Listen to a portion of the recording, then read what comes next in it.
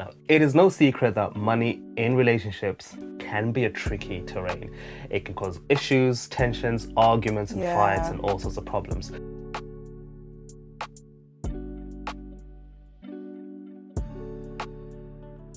What we're going to do today is kind of dive deep into 5 of the common money problems that couples find themselves having in their relationships. And hopefully, as we talk about these money problems, you can give you some ideas of what to do if you find yourself in one of these positions and know a way to move forward. The very first thing that I'd say is a common money problem when it comes to finances with couples is just no communication when it Yeah. comes to your financial situation or your money. Talking with your partner and communicating together is key regarding every area of your relationship, including money. But if you don't talk about money and you don't talk about your finances, well, you just find yourself in a position where, you're both kind of doing your own thing when it comes to money, and you're not working together really, because how can you work together if you're not communicating? And there's other problems that obviously can come across with that, as you can imagine, because then maybe you assume your partner's doing something, but they don't, and maybe they assume you're going to do something and you don't, Yeah. and or the vice versa. And so you find that a situation where there is no communication and a breakdown of communication, there is almost always problems waiting for you. Yeah, and I feel like this one's such a big one, but such an underrated one at the same time, because it will solve all your issues. Like if you just assume things, you're just going to continue assuming. But when you communicate, you can solve a lot of problems just by talking and just having communication. And it doesn't have to always be deep money conversations that you have. Like sometimes you can ask each other money questions to just break the ice. And the beauty of money questions is they don't always have to be deep either. You can ask yourselves hypothetical questions like, what would you do if you had £1,000,000? Just by answering that question, you sort of get an idea about your partner's money mindset. Like, oh, so if they had this amount of money, these are the sorts of goals that they have, this is Yeah. where they want to reach in life, these are the things that they want to do. So it helps open them up and helps like get them talking about where they see themselves like on a financial perspective. Yeah, and one of the common, mistakes that couples make when they're approaching this is actually that you approach this when there's a problem when it comes to your finances. Maybe you've seen that your partner is, I don't know, spending a lot of money, or you've seen that there's a financial habit that's happening that, you don't like for whatever Yeah. reason. It is only at that point that you start to think about, hey, we need to talk, we need to have a conversation. But already you're coming at this with a negative perspective. Yeah. You're coming at this fighting. You're coming at this complaining. You're coming at this pointing fingers and all sorts of things. And obviously that's not going to be a constructive No, not conversation. at all. And so what we advocate is that you continuously talk about money all the time, even if there's kind of nothing to talk about.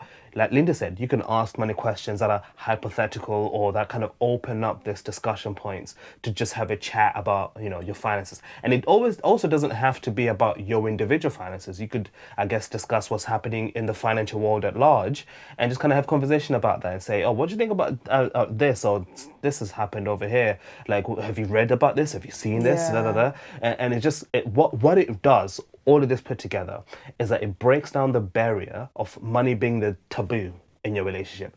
And by doing so, by breaking down this barrier, essentially that's how you then end up working together as a team more productively when it comes to finances. So another common money problem is debt.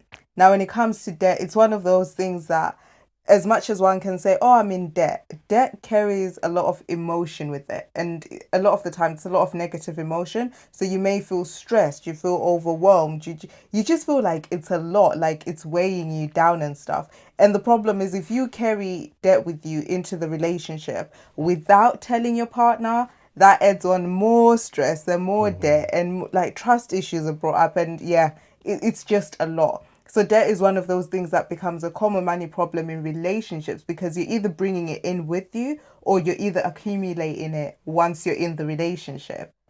Yeah, and again, debt, as you said, already has these attachments to them. Yeah. And so you can then imagine that if the debt has now affected your relationship, that's kind of a two-edged sword, because now you've got this double tension happening. One, the debt in and of itself to you Yeah. personally, but secondly, the impact that this debt is having in your relationship. And you know, unfortunately, in some couples, you find that your partner's pointing fingers at you and blaming you for the debt that Yeah. you have. And in some situations, your partner does not want anything to do with your debt. If it's your debt, it's yours, and you know they want nothing, no part of it.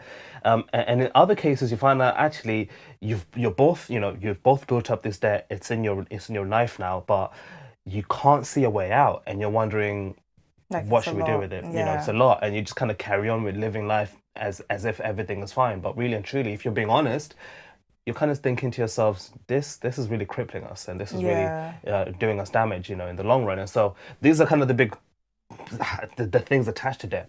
So moving forward, what should you do? Well, to be honest, we would say aim to tackle this debt. Whether you're doing Yeah. it by yourself or whether you're going to work together as a team, just make it a priority. That make it a priority to say it's time to get rid of this debt. You know, it's time Yeah. to stop living in debt, relying on debt, and being comfortable with this idea of just having debt in our lives all the time.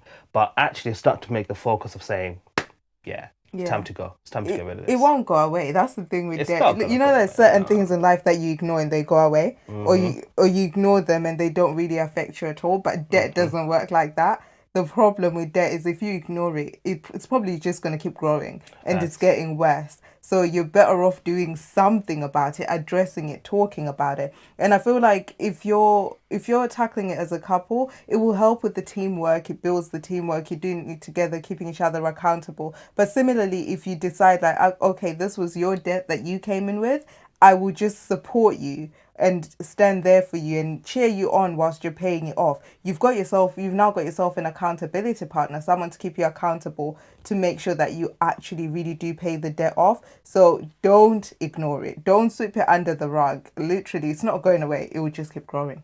The third common money problem that couples make in their relationship is not spending money on each other. Listen, you're not together, you've been together for a while now, etc. And, you know, life happens. You know, maybe you live together, you're paying your bills, and, you know, all these responsibilities that you're carrying on your shoulders. And what tends to happen most of the time is that you find yourself in a situation where all of a sudden spending money on your partner is no longer a priority. It's Yeah. something that you just deprioritize, and it's like, it's fine, you know. Because you're like, we live together We live anyway, together anyway. so What's it's the fine. point? And it's like you understand. You already know I Yeah, love you. So you get like, it. it is what it You've is. seen the budget. You get it. Yeah, it is what it is. But actually, this is not a good thing. Like, it affects your relationship, and goes beyond just kind of buying each other gifts. This includes date nights. This includes just spending money on your relationship, putting money aside that you're going to use to travel together, to go on staycations Yeah. together, to go on a spa date together, to go for dinner together, to go to the cinemas together, and yes, to buy each other gifts on special occasions. And all of these things do add up. And this is one of those problems that, if you really think about it, the problem isn't necessarily the financial aspect of it. Right. It's the result of not buying each other things that would then have a negative impact on your overall relationship at large. Because we are big believers in that money is just a tool. And because it is a tool, well, when it comes to your relationship, use it to build your relationship, Yeah. not to ignore your partner. Yeah. And when you are putting money aside to spend on each other as a couple, effectively what you are saying is, I'm prioritizing my partner, or I'm prioritizing our relationship. You know, there's a famous saying that if you look at your bank statement and you look at your schedule, your calendar, you know, you'll be able to see what your priorities are, where your priorities lie. And if neither of those two things have your relationship on there, yeah, that's a red flag. You have to Yeah. address that. You have to address that. Yeah, absolutely. I feel like it happens, and I think it easily happens sometimes because then you're like, okay, gone from the dating stage, we've now moved in together, we're now living together, and you then deprioritize the relationship. But I always say that if anything, don't let money come between you and your relationship, or you and your partner, because at the end of the day, what's the point if it's going to destroy the relationship? But instead, like you were just saying, use it to then build the relationship, use it to then enhance the relationship. It doesn't mean you have to be going out every other day, it doesn't mean you have to be buying gifts every other day, but the fact that you still remember to prioritize your partner in terms of spending money on them, it would do something for the relationship and do something positive. Yeah, and it doesn't have to be big money either. Yeah. Like, you could buy them a chocolate bar, you could buy them It shows that you're thinking of them. flowers. Yeah. You know, It doesn't have to be expensive if you're thinking about, well, the budget's already tight. Like, we're talking small, well, it's not even about the amount, it's about the thought and the action. Now, the next common money problem that we found is having different money habits. Now, if you've been following us for a while, you know that we speak about this a lot where you are two individuals, you have different habits and you have different things that you come into the relationship with. And one of those is always the money habit side of things. One of you may be a spender, one's a saver. One likes to invest, one doesn't. Do you know, it's so many different things, like in terms of the money habits. And you may find that this brings a lot of tension into the relationship, especially if one of you is thinking, okay, one of our financial goals or one of my financial goals or desires for our relationship is for us to save and buy a house or save and buy a car or save and do something that that builds your relationship in a way, but one of you isn't keen on it at all, you are going to butt heads, you are going to fight. And one of the ways to deal with that is to address it head on. Don't look at your partner and think, well, I'm a saver, they're a spender, we're just going to keep going the way we're going. If you do it that way, you will actually have a lot of tension in the relationship, and the tension will build and build until one day one of you will blow because you're just like, well, I'm saving and prioritizing our lives and our future, and all you're doing is spending. Why are you doing that? I think sometimes, you know, when it comes to people that spend a lot, you don't actually realize how much you're spending at times as a spender, right? But when you then take your bank statements, for example, and track your expenses and you see how much you're spending, you might actually be like, oh my God, like I didn't really realize that this is how much I'm spending. And that, for the person who's the saver, that may help you deal with your partner who is the spender, because you're now helping them realize that actually I spend so much money on this, that, and the other, and it's not even necessary. So that's one of the things. If you take the time to actually go through maybe your bank statements, go through your expenses, that might be a way to help a person who's a spender, and that might be a way to address this differing money habit that is causing tension in your relationship. Now, the truth of the matter is, money habits. Just because you have different money habits doesn't mean that's the problem. Yeah. Actually, that's a common thing. That's normal. In fact, that's fine. We have different money habits ourselves.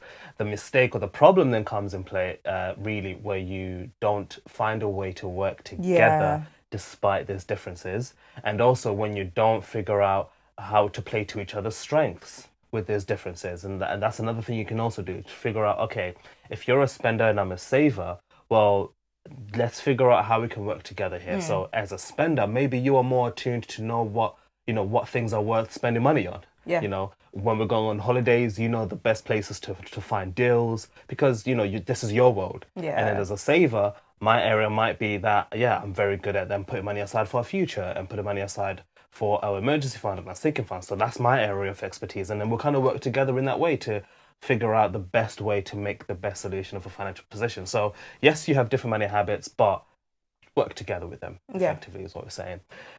And the fifth common money problem that we see with couples is not having any financial goals whatsoever. Yeah.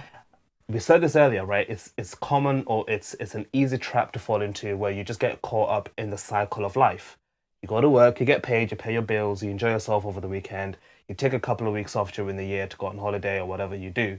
But at the end of the day, you just don't really have any plan. You have no Yeah. vision, you have no goals, you have nothing that you're wanting to attain and achieve as a couple. You have a lot of dreams and you have a lot of like ideas maybe, and you have a lot of things that you wish you could do, and you could list those, but you actually haven't sat down to say to yourselves, okay, what do we really want to achieve in 6 months' time? Yeah. What do we really want to achieve and accomplish in 1 year's time? Right. By the end of this year, what does our financial relationship look like? And what do we need to do to get there? Yeah. These kind of conversations, I feel like they're not that common with couples. Yeah. I also feel like sometimes maybe people don't like the term goals because they might feel like, oh, it's too heavy, it's too deep, whatever.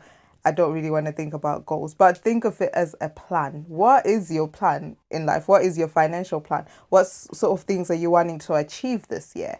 And if you don't have plans or goals or destinations that you want to reach in life, you're going to go through life aimlessly, and the wind will blow this way and you go, the wind will blow that way and you go that way. But when you have plans, when you have goals, when you have destinations that you want to reach in life, it keeps you focused. It gives you actual focus. And I feel like it's the same with your money, because you won't spend it aimlessly. As a couple, you will actually spend your money with a plan and with an aim of reaching something. And the beauty of having goals is once you've reached them, you can look back and be like, oh wow, we did it, we did that. And it makes you feel good about yourself as a couple. But if you just don't have any plans for your life, hey, you just go about it aimlessly. Yeah, I mean, the other mistake that happens with this is that you may have your plan for yourself, your partner may have a plan for themselves, but you haven't come together to then say, okay, what's our goals as a couple? Yeah. What are we wanting to do together? And again, one is going that way, the other's going that way. How are you going to work together when it comes to your financial decisions and your life decisions? Because everything comes back and links together, doesn't it? So those are the 5 common money problems that we see couples making. And what we would say is, if you find yourselves in either one of these or any one of these, definitely aim to sit down with your partner to talk about it and ask yourselves the question of what do we do to change our situation? Because it is possible to change the situations. Money and relationships, honestly, in our experience, it takes a lot of work and it takes a lot of effort. But if you get it right, it is the greatest thing. It is beautiful. It is the greatest thing you can do. But unfortunately, the road is not so easy. It's not so simple. You do face these problems and you have to put in the work to overcome these problems. So we'd love to know, if you're watching this on YouTube, let us know in the comments, which one of these problems have you faced in your relationship and what did you do to overcome them? Let us know in the comments. It has been a pleasure talking to you today, and we shall see you on the next one.